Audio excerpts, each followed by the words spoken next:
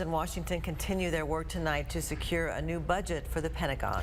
Last night, the House voted 217 to 207 to proceed with floor debates for a small subset of the slew of amendments proposed in the latest National Defense Authorization Act.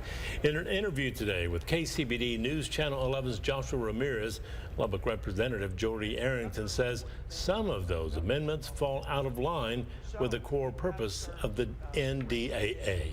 He's pushing one amendment that will protect some federal contractors from regulations concerning environmental conservation. Joshua Ramirez joins us now in the studio to tell us about the Missions, Not Emissions Act. Joshua?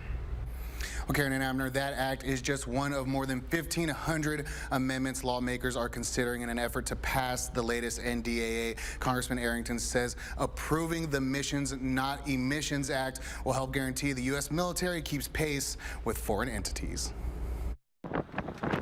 The focus, the mission, and the agenda is that we have the world's best fighting force, and that we can fend off our adversaries. That's why Lubbock Representative Jody Arrington is pushing to have the Missions, Not Emissions Act included in the National Defense Authorization Act and signed into law.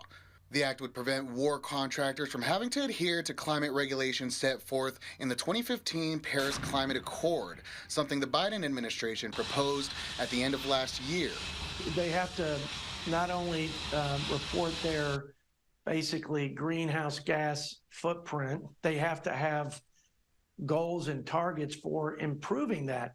Arrington says forcing contractors to abide by those regulations takes away from the mission of the NDAA, which is securing investments in the U.S. military to ensure military personnel can adequately defend our homeland from foreign entities, not to cater to environmental activism. There's a time and place for that. Congress has a role to set policy there. The EPA has a role, but this is about security, which is the most important job of the federal government. The Lubbock rep went on to say putting military power at risk by forcing contractors to abide by environmental conservation policy would put soldiers and civilians at risk.